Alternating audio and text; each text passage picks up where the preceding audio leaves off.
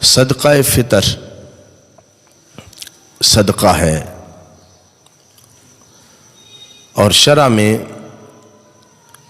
اس کو واجب قرار دیا گیا کہ یہ ادا کرنا ضروری ہے۔ صدقہ فطر صدقہ فطر کے واجب ہونے کے لیے وہی شرائط ہیں جو زکوٰۃ کے فرض ہونے کی شرائط ہیں۔ 7.5 تولے سونا اگر کسی کے پاس موجود ہے تو وہ صاحب نصاب ہے،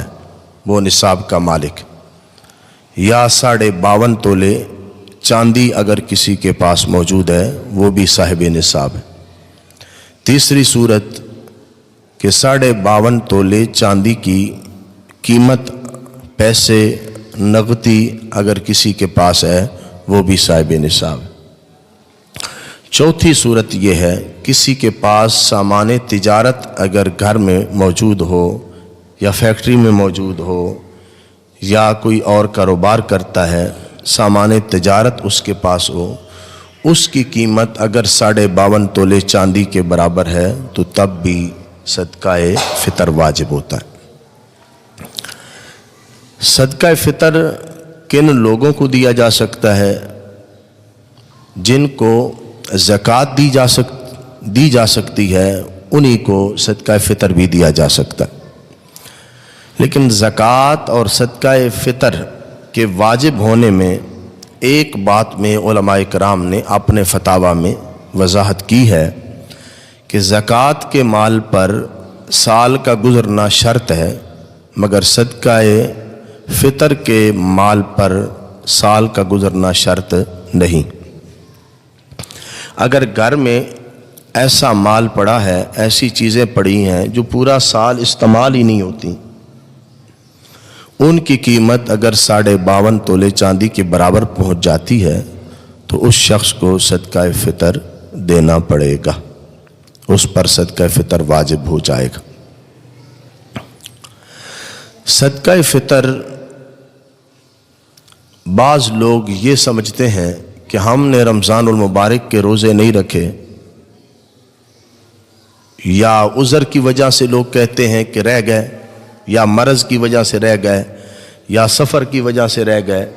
یا پھر یہ سمجھتے ہیں کہ بڑھاپے کی وجہ سے رہ گئے۔ جب ہم نے روزے نہیں رکھے تو ہمارے اوپر صدقہ فطر بھی واجب نہیں ہے۔ صدقہ فطر کا تعلق روزوں کے ساتھ نہیں ہے، اگرچہ روزہ رکھنے والوں کے لیے رسول کریم صلی اللہ علیہ وسلم نے اس کی فضیلت بیان کی ہے۔ نبی اکرم نور مجسم شفیع معظم صلی اللہ علیہ وسلم کا فرمان حضرت سیدنا عبداللہ بن عباس رضی اللہ تعالیٰ عنہ آپ روایت کرتے ہیں، نبی کریم صلی اللہ علیہ وسلم نے فرمایا کہ صدقہ فطر لغو، فضول کلام،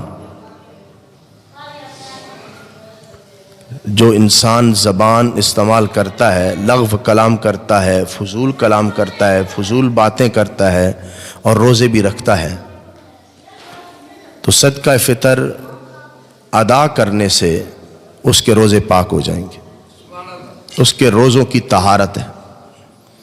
اور رسول کریم علیہ الصلوۃ والتسلیم نے فرمایا کہ صدقہ فطر ادا کرو تاکہ روزوں کی طہارت ہو جائے لغو کلام سے، فضول کلام سے، اور صدقہ فطر ادا کرو تاکہ یہ مساکین کے لیے خوراک کا انتظام ہو جائے۔ چونکہ رسول اکرم صلی اللہ علیہ وسلم ہر امتی کے رسول ہیں، غریبوں کے بھی، امیروں کے بھی، تو نبی کریم صلی اللہ علیہ وسلم نے روزہ داروں پر اس بات کو لازم کیا، صاحب نصاب پر،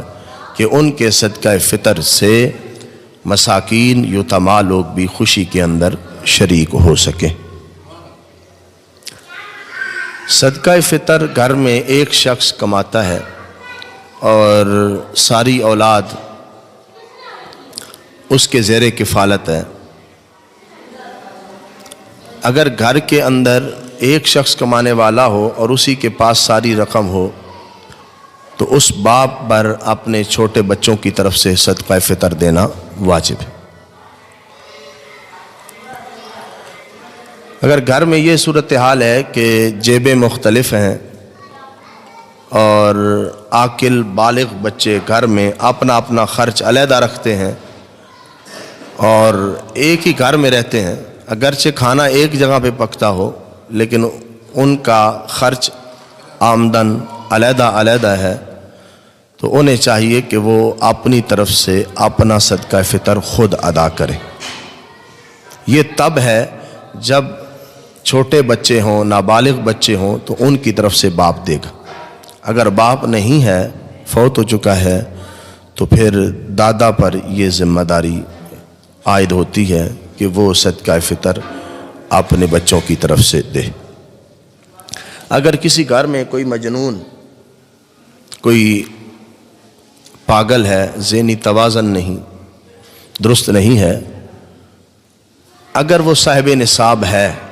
جس طرح لوگ